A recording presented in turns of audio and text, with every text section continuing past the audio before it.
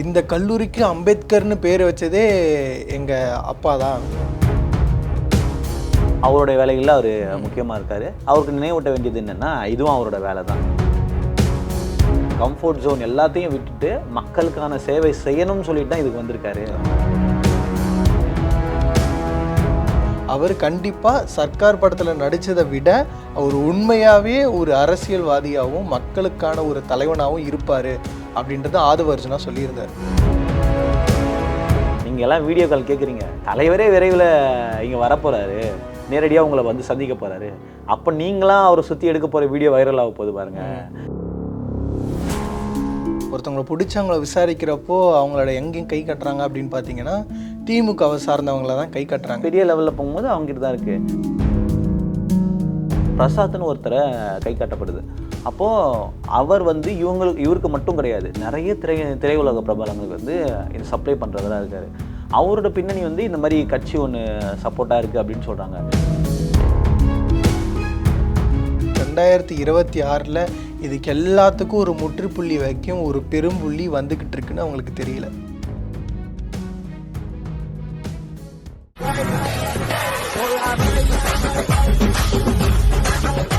Let's talk politics நேயர்களுக்கு வணக்கம்.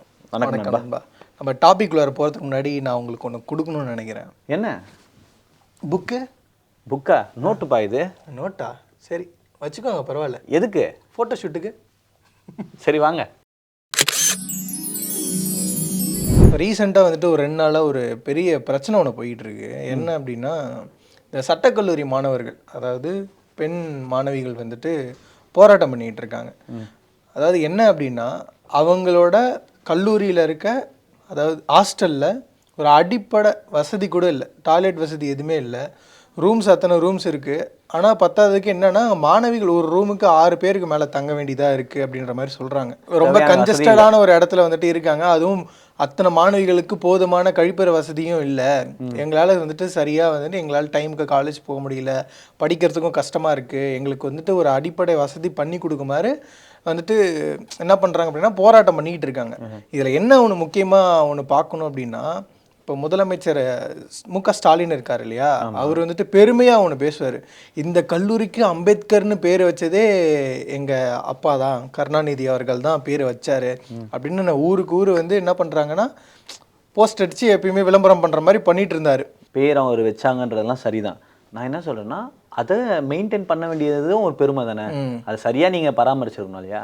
அதை பண்ணாமல் பேர் வச்சதை மட்டுமே பெருமையாக சொல்லிட்டு இருந்தால் அந்த வசதியை ஏற்படுத்த கொடுக்க வேண்டியது அவங்களோட கடமை தான். அதை பண்ணலை. இப்போ இந்த பிரச்சனை நடக்கும்போது அதுக்கான தீர்வையும் அவங்க கொண்டு வந்திருக்கணும். அதையும் செவி சாய்க்காமல் அவருடைய வேலைகளில் அவர் முக்கியமாக இருக்கார். அவருக்கு நினைவூட்ட வேண்டியது என்னென்னா, இதுவும் அவரோட வேலை தான். இதெல்லாம் தொடர்ந்து நம்ம நேற்று வந்துட்டு சிடிஆர் அவர்கள் வந்து ஒரு விழாவில் போயிட்டு பேசியிருந்தார். என்ன பேசியிருந்தார் அப்படின்னா, அவர் வந்துட்டு நம்ம பொதுச்செயலாளர் அவர்கள்ட்ட வந்துட்டு ஒரு வேண்டுகோள் மாதிரி கேட்டிருந்தார். நம்ம சட்டமன்ற தொகுதியில் அட்லீஸ்ட் ஒரு 5 பேராச்சும் லாயர்ஸ் இருக்கணும் அப்படின்ற மாதிரி கேட்டிருந்தார். அதுக்கு நம்ம பொதுச்செயலாளர் 5 பேர்லாம் இல்லை, 10 பேர் நான் ரெடியாக லிஸ்டே வச்சுருக்கேன் அப்படின்னு பொதுச்செயலாளர் அவர்கள் சொல்லியிருந்தார். அதுக்கப்புறம் அவர் என்ன சொல்கிறார் அப்படின்னா, ஒவ்வொரு தொகுதியிலையும் ஒவ்வொரு கிட்டத்தட்ட வந்துட்டு 5லேருந்து 10 லாயர்ஸ் கிட்ட வந்துட்டு இருக்க போகிறாங்க. மொத்தமாக பார்த்தீங்கன்னா தமிழகம் முழுக்க, அதாவது டிவிகேவை சார்ந்த கட்சியை சார்ந்து 5000 மேற்பட்ட வழக்கறிஞர்கள் வந்து இருக்க போகிறாங்க. அதுக்கான வேலைகள் வந்து நடைபெற்று கொண்டு இருக்குது அப்படின்னு சொல்லியிருந்தார். ஸோ எதுக்காக நம்ம சொல்லிடலாம், இப்போ நம்ம முதல்ல பிரச்சனைகளை பற்றி பேசணும். இந்த மாணவிகள் வந்து இறங்கி போராட்டம் பண்ணாங்க. அந்த போராட்டத்துக்கு வந்து நிறைய இப்போ வந்து ஆதரவுகள் அதிகமாகிட்டே இருக்குது. ஆனால் என்னென்னா, இப்போது மக்களுக்கான ஒரு பிரச்சனை வருதுன்னு வச்சுங்களேன், நீதிமன்றத்தில் மக்களுக்கான குரலாக இருக்கிறவங்க தான் யார்? லாயர்ஸ் அண்ட் அட்வொகேட்ஸ், வழக்கறிஞர்கள். நம்ம வழக்கறிஞர்களுக்கு முக்கியத்துவம் கொடுத்து, அது மட்டும் இல்லாமல் மக்களுக்கு ஒரு பிரச்சனைனா அவங்க தான் முன்னாடி வந்துட்டு பேசணும், குரல் கொடுக்குற ஒரு விஷயமா இருக்கவங்களே வந்துட்டு அட்வொகேட்ஸ் அண்ட் லாயர்ஸ் வந்துட்டு நீதிமன்றத்தில் இருக்காங்க. அப்படின்ற ஒரு பட்சத்தில் தான் 5000 பேர் கொண்ட ஒரு லாயர்ஸ். கட்சி சார்ந்து மட்டும் கிடையாது. இப்போ ஏதாவது லீகலாக ஏதாவது இஷ்யூ வருது ஒரு மக்களுக்கு, அந்த மக்களுக்கு இந்த லாயர்ஸ் வந்து, அதான் இந்த அட்வொகேட்ஸ் வந்து போய் வாதாடணும் அப்படின்னு சொல்லிட்டு தான் இவங்கெல்லாம் நியமனம் பண்ண இது பண்ணிட்டு இருக்காங்க. அப்போ இது ஒரு நல்ல முயற்சி இல்லையா? ஒரு சிந்தனை, நல்ல ஒரு சிந்தனை என்னன்னா, இந்த மாதிரி கட்சி சார்ந்து பேசுறது மட்டும் இல்லாம அந்த மக்களுக்கு நேரடியா சென்று ஒரு அட்வொகேட்டை நியமனம் பண்ணா அவங்க போயிட்டு வாதாடுவாங்கல்ல. அப்படின்ற விஷயம்லாம் கேட்கும் போதே ரொம்ப சந்தோஷமா இருக்கு. ஸோ மக்களோட பிரச்சனையை உடனுக்குடன் தீர்க்க வேண்டிய ஒரு விஷயத்துலையும் நம்ம தாவேக்கா வந்துட்டு முற்படுது அப்படின்றது ரொம்ப சந்தோஷத்துக்குரிய விஷயம். ஆமாம். இன்னொரு விஷயம் நம்ம குறிப்பிட்டு பேசணும்னா, இந்த விழாவில் வந்து இந்த சிடிஆர் என்ன பண்ணியிருக்காருன்னா, அந்த மாணவர்களுக்கு வந்து சட்ட புத்தகம் வழங்கி வந்து அவங்கள ஊக்குவிச்சிருக்காரு. இது எப்படி இருக்குது அப்படின்னா, நம்ம தலைவர் வந்துட்டு தமிழன் படம் நடிச்சிருந்திருப்பார். இப்போ வந்துட்டு இந்த சட்டம் வந்துட்டு ஒவ்வொரு மக்களுக்கும் கொண்டு போய் சேரணும், இந்த சட்டத்தை பற்றி ஒவ்வொரு மக்களும் தெரிஞ்சுக்கணும் அப்படின்றதுக்காகவே அந்த ஒரு விஷயம் அதில் பண்ணியிருப்பார். அதை தான் இன்னமும் அவர் தொடர்ந்துட்டு இருக்காரு அப்படின்னு தெரிய வருது. நேற்றைய தினத்தில் வந்து ஒரு ஜேபிஆர் காலேஜில் ஒரு நிகழ்ச்சி நடந்தது. அங்கே வந்துட்டு நம்ம தாவேக்காவை சார்ந்த நிறைய நிர்வாகிகள் வந்துட்டு கலந்துக்கிட்டு இருந்தாங்க. அந்த நிகழ்ச்சி என்ன அப்படின்னா, நம்ம தலைவர் விஜய் அவர்கள் நேமில் வந்து ஸ்காலர்ஷிப் வந்துட்டு அங்கே பயிலும் மாணவர்களுக்கு வந்துட்டு கொடுக்குறாங்க. அந்த நிகழ்ச்சியில் ஆதவ அர்ஜுனா அவர்கள் வந்துட்டு ஒன்று சொல்லியிருந்தார். என்ன அப்படின்னா, அதுவும் எதுக்கு சொல்லியிருந்தாருன்னா, அங்கே இருக்க ஒரு மாணவர் வந்துட்டு ஒன்று கேட்டிருந்தாரு. இப்போது என்ன அவர் கேட்டிருந்தாருன்னா, சர்க்கார் படத்தில் ஒரு கிரேட் பொலிட்டிஷியனாக அவர் நடிச்சிருந்திருப்பார், அதே வந்துட்டு 2026 எதிர்பார்க்கலாமா அப்படின்னு ஒரு கேள்வி கேட்டிருப்பார். அந்த கேள்விக்கு நம்ம ஆதவ அர்ஜுன் அவர்கள் என்ன சொல்லியிருந்தார் அப்படின்னா, இப்போ நார்மலாக நீங்கள் இப்போ அந்த ஸ்டூடெண்ட்டுக்கு இப்போ நீங்கள் வந்து உங்களுக்கு கூகுளில் ஒரு 10 லட்ச ரூபாய்க்கு சேலரியோடைய ஒரு வேலை கிடைக்குது. அந்த வேலையை விட்டுட்டு நீங்கள் வந்துட்டு ஒரு அரசியல் சார்ந்த கட்சிக்கு வந்துட்டு நீங்கள் ஜாயின் பண்ணுறீங்க அப்படின்னு நீங்கள் சொல்கிறீங்க. உங்கள் வீட்டில் சொன்னால் அவங்க என்ன சொல்லுவாங்க அப்படின்னு கேட்குறப்போ எதிர்ப்பாங்க. அந்த வேலைக்கு தான் என்ன போக சொல்லுவாங்க. லைஃபே செட்டில்டு, இதெல்லாம் பண்ணணும், அந்த மாதிரி தான் கேட்பாங்க அப்படின்னு அந்த பையனும் சொல்கிறாரு. அதே தான் அவரு என்ன மேற்கோள் காட்டி என்ன சொல்கிறாரு அப்படின்னா, தளபதி அவர்கள் வந்துட்டு நம்ம தாவேக்கா தலைவர் விஜய் அவர்கள் வந்துட்டு அவரோட அந்த சினிமா கெரியரில் இப்போது உச்ச நட்சத்திரமாக இருக்கார். அந்த உச்ச நட்சத்திரமாக இருக்கிறப்போ அவருக்கு கிட்டத்தட்ட சம்பளம் எவ்வளோன்னா 300 கோடி அளவு கிட்ட வருது. ஓகேவா? அவரோட படம் ஒன்று ரிலீஸ் ஆகுதுனாலே அங்கே மக்களுக்கு வந்துட்டு அந்த பண்டிகை நாளே இல்லைனாலும் அது ஒரு பண்டிகை நாளாக மாறிடும். இதை ஏன் நம்ம வந்து சம்பளம்னு பார்ப்போம்? அது அரசியல் என்பது மக்களுக்கான சேவை தானே. இந்த லட்சங்கள் கோடிகள்னு பேசுறதோட எப்படியாப்பட்ட ஒரு வெல்த்து, ஃபேமு எல்லாமே இருக்குது அவருக்கு. அங்கே இருக்கும்போது எல்லா வசதியும் அவருக்கு தேவைப்படும். அவருக்கு தேவையான நம்ம எல்லாமே கிடைக்கும் போது அதை விட்டுட்டு தன்னை வருத்திக்க தான் வர்றாரு. ஏன்னா அரசியல் வந்து களம் ஈஸியாக இருக்காது இல்லையா. அரசியலுக்கு வந்து இன்னும் நம்ம சொல்ல வர விஷயமே அதுதான். அடுத்த மாதத்தில் வந்து அவர் களத்துக்கு வரப்போகிறதுன்னு ஆயிடுச்சு. அப்போது அவரே இருக்கிற கஷ்டங்கள்லாம் தெரிந்து கொண்டு தான் இருக்கிற அந்த கம்ஃபர்ட் ஜோன் எல்லாத்தையும் விட்டுட்டு மக்களுக்கான சேவை செய்யணும்னு சொல்லிட்டு தான் இதுக்கு வந்திருக்காரு அப்படின்னு தான் அவர் குறிப்பிட்றாரு. அது மட்டும் இல்லாமல் அவர் என்ன சொல்கிறாருன்னா, அதுதான் நீங்கள் சொன்னது தான், அங்கே கம்ஃபர்ட் ஜோனை விட்டு இங்கே வராரு. அரசியல்னு வந்தால் நிறைய பேர் பர்சனல் அட்டாக்கும் வைப்பாங்க, ரொம்ப கருத்தியல் ரீதியாகவும் அட்டாக் பண்ணுவாங்க. ரொம்ப டீப் டவுனாக போயிட்டு ஒரு பர்சனாக வரக்கூடாதுன்னு நினச்சா அவங்க என்ன வேணால் பண்ணலாம். உதாரணத்துக்கு நம்ம கேப்டன் விஜயகாந்த் அவர் எடுத்துக்கலாம். அவர் ஒரு எந்த நிலைமைக்கு வர வேண்டியவரை எந்த அளவுக்கு மாற்றி இந்த ஊடகம் வந்துட்டு பேசுச்சு. ஸோ அந்த அளவுக்கு வந்துட்டு பண்ணக்கூடிய இந்த அரசியல் சூழலில் ஒருத்தர் அவரோட கம்ஃபர்ட் ஜோனையும் விட்டுட்டு அவரோட ஃபேம் எல்லாத்தையும் விட்டுட்டு மக்கள் பணி செய்யறதுக்காக மக்களுக்காக வந்திருக்காரு அப்படின்னா அவர் கண்டிப்பாக சர்க்கார் படத்தில் நடித்ததை விட அவர் உண்மையாகவே ஒரு அரசியல்வாதியாகவும் மக்களுக்கான ஒரு தலைவனாகவும் இருப்பார் அப்படின்றத ஆதவ அர்ஜுனா சொல்லியிருந்தார்.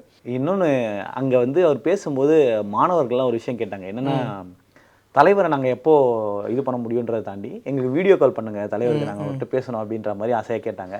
அதுக்கு அவர் சூப்பராக ஒரு பதில் ஒன்று சொன்னார்.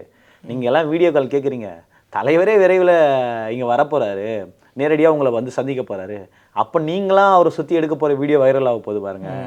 அதாவது என்ன குறிப்பிட்றாருன்னா, அவர் சீக்கிரத்தில் களத்துக்கு வரப்போகிறாரு, மிக விரைவில் இது நடக்க போகுது அப்படின்றத சொல்லியிருந்தார். இப்போ ரீசெண்டாக முதலமைச்சர் ஸ்டாலின் அவர்கள் வந்துட்டு வேலூர் ஒன்று திருப்பத்தூர் வந்துட்டு சுற்றி ஒரு சுற்றுப்பயணம் மேற்கொள்கிறாங்க. அது நைட்டு 10 மணிக்கு வந்தாராமே. அதுவும் 10 மணி வரைக்கும் அது ஒரு லைவாகவே வந்துட்டு அவங்களோட தனியார் அவங்களோட தொலைக்காட்சியில் வந்துட்டு கவரப் பண்ணிட்டு இருந்தாங்க. அந்த ஒரு சூழ்நிலையில் அங்கே ஒரு முதலமைச்சர் ரோட் ஷோ பண்ணுறப்போ அங்கே இருக்க இளைஞர்கள் வந்துட்டு என்ன பண்ணுறாங்க அப்படின்னா, நம்ம கட்சியை பேரை சொல்லி கூச்சலிடுறாங்க. ஸோ அங்கேயும் வந்துட்டு மக்களுக்கு வந்து டிவிக்கே தான் அப்படின்னும் சப்போர்ட்டை காட்டுறாங்க. நண்பா, அடுத்து நம்ம ஒரு விஷயம் பேச போகிறோம். இது என்னன்னா ரொம்ப முக்கியமான விஷயம், சீரியஸான விஷயமும் கூட. இன்னும் தொடர்ந்து நம்ம பேசிகிட்டு இருக்கோம் இந்த போதைப் பொருட்களை பற்றி. அந்த போதைப் பொருட்கள் கலாச்சாரம் வந்து நாளுக்கு நாள் அதிகரித்து கொண்டே போகுதுன்னு நேற்றைய காணொலியிலும் போட்டிருந்தோம். ஸ்ரீகாந்த் அவர்கள் வந்து இது பண்ணியிருந்தார் அப்படின்னு.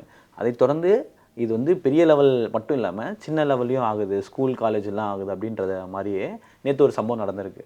ஒரு வயதானவரை வந்து நாகர்கோயிலில் வந்து 2 சிறுவர்கள் போதைப்பொருள், அதாவது குடிச்சிருக்காங்களா என்ன போதைப் பொருள் யூஸ் பண்ணாங்கன்னு தெரியல, போதையில் வந்து அந்த வயதானவரை முதியவரை வந்து தாக்கியிருக்காங்க. அவர்கிட்ட இருந்து காசெல்லாம் படிச்சிருக்காங்க. இப்போ இந்த சிறுவர்களை வந்து தேடிட்டு இருக்காங்க போலீஸார். இப்போது இதை பார்க்கும்போது நமக்கு என்னென்னா, நம்ம நேற்று தான் சொல்லணும் இது மாதிரி சிறுவர்களுக்கெல்லாம் போதைப் பொருள் போகுது, போலீஸ்களுக்கு தெரியும், கண்டுபிடிச்சிடுறாங்க 2 நாளில் நடந்தவனா. ஆனால் கண்டுபிடிக்கிறாங்கன்னா அவங்களுக்கு இது எங்கே நடக்குதுன்னு தெரியும் தானே. ஆனால் இது வரைக்கும் ஏன் தடுக்காமல் இருக்காங்க? ஏன்னா அவங்க எங்கே அதுதான் முன்ன வீடியோவில் நம்ம சொல்லியிருந்தோம். ஒருத்தவங்களை பிடிச்சி அவங்கள விசாரிக்கிறப்போ அவங்களோட எங்கேயும் கை கட்டுறாங்க அப்படின்னு பார்த்தீங்கன்னா திமுகவை சார்ந்தவங்கள தான் கை கட்டுறாங்க. பெரிய லெவலில் போகும்போது அவங்ககிட்ட தான் இருக்குது. இப்போது இந்த போதைப் பொருட்கள் வரும்போது நம்ம நேற்றைய காணொலியில் ஒரு விஷயம் பேசியிருந்தோம். ஸ்ரீகாந்த் அவர்களை வந்து கைது பண்ணியிருந்தாங்க அப்படின்னு சொல்லிட்டு. இப்போது அவருக்கு பின்னணியாக அவர் யார்கிட்ட இருந்து இந்த போதை வஸ்துக்களை வாங்கினாரு அப்படின்னு பார்க்கும்போது பிரசாத்னு ஒருத்தரை கை காட்டப்படுது. அப்போது அவர் வந்து இவருக்கு மட்டும் கிடையாது, நிறைய திரையுலக பிரபலங்களுக்கு வந்து இந்த சப்ளை பண்ணுறவராக இருக்கார். அவரோட பின்னணி வந்து இந்த மாதிரி கட்சி ஒன்று சப்போர்ட்டாக இருக்குது அப்படின்னு சொல்கிறாங்க. யாருக்கு தெரியும், இப்போ இருக்க ஆளுங்கட்சி கூட அவருக்கு சப்போர்ட்டாக இருக்கலாம். அப்போது இதை தடுக்க கவர்மெண்ட் என்ன நடவடிக்கை எடுத்திருக்கு அப்படின்ற இடத்துல ஒரு பெரிய கேள்விக்குறி தான் இருக்குது. நம்ம முந்தைய வீடியோவில் சொல்லியிருந்திருப்போம், சப்ளை பண்ணுறவங்களே கூடையே வச்சுக்கிட்டு இருக்கிறப்போ அதுக்கு வந்துட்டு கிளைகளாக வந்துட்டு ஒரு பிரான்ச்சஸ்லாம் ஓப்பன் பண்ணியிருந்திருப்பாங்க. அவங்களும் யாருன்னு பார்த்தா அங்கே இங்கே சுற்றி பார்த்தா ஆளுங்கட்சியான திமுகவை சார்ந்தவங்கள தான் இருக்காங்க. அப்படின்னு இருக்கிறப்போ அவங்க எப்படி வந்துட்டு ஒரு ஆக்ஷன் எடுப்பாங்க?